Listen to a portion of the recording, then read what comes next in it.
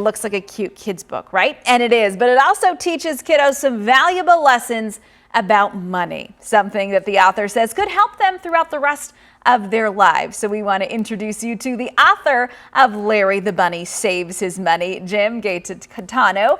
You're normally a financial advisor, right, to adults. Tell us why you wanted to shift gears and focus on the kiddos.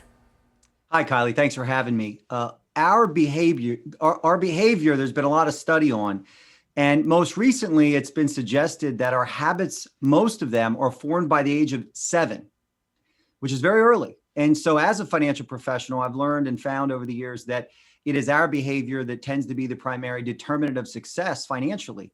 And the behaviors are really learned habits. So if our habits are formed early in life, I think we need to start teaching our kids about money early in life as well. So I came up with a very fun and engaging way to teach my kids, who were age 4 and 6 at the time when I wrote this book, Larry the Bunny Saves His Money.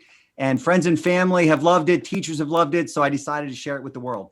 So what age do you want to start, and how do you start the conversation? Because clearly you can't start talking about 401ks and retirement when you've got a toddler. So where do you go?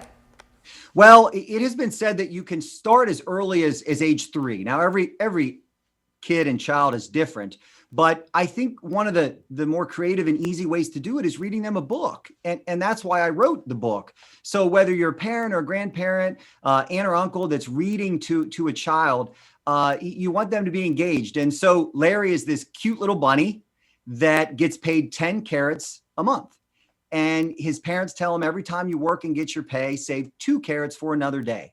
And so Larry does all these normal activities in life. So the kids who are reading it learn about buying groceries and buying a house, going to work, paying taxes. And it does so within rhyme, and they learn basic math. And so Larry saves first, but then he shares and then spends his money, and Larry lives a good life. The basic premise is save, share, and spend is a very good way to think about money. So let's say maybe you do, give your kids money if they do their chores, or maybe they've got birthday money and stuff. How do you say, okay, you have $100 when, you're a few years old, that's a lot of money. Let's say you're 5, you got $100. What do you save for? How do you kind of divvy up the money? What are the basics there as far as when you've actually got it out in front of you?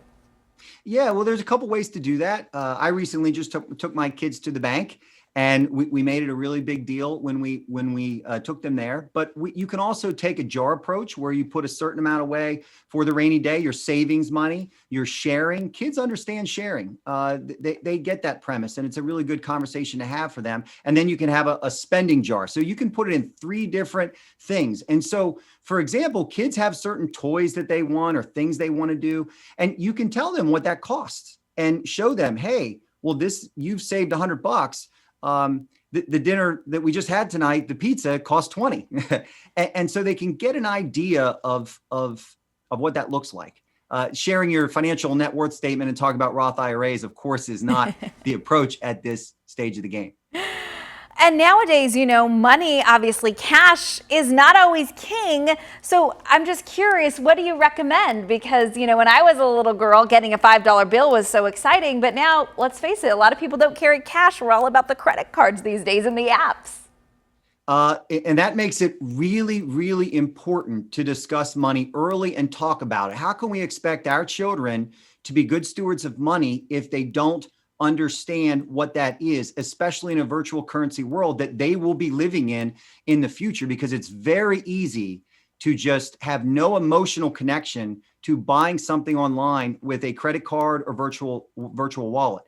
The actual physical dollar makes it hurt a little bit. And so kids aren't necessarily going to have that. So it's very important that we as parents, the first teacher about money, especially with a lack of national curriculum about it, understand that when they go online, when they are playing video games and purchasing these things, that it costs money. And you, as the parent, want to relate that to their savings jar so that they can understand. So I think the physical currency helps them maybe to understand it, but you're right, they will be living in a virtual world. Yeah, the physical definitely is a good visual. We appreciate it. Larry the Bunny Saves His Money, a clever title as well. Good book. Helps you hopefully long term as well. So yeah, when you're about ready to retire, you'll be good to go thanks to that book. We appreciate your time.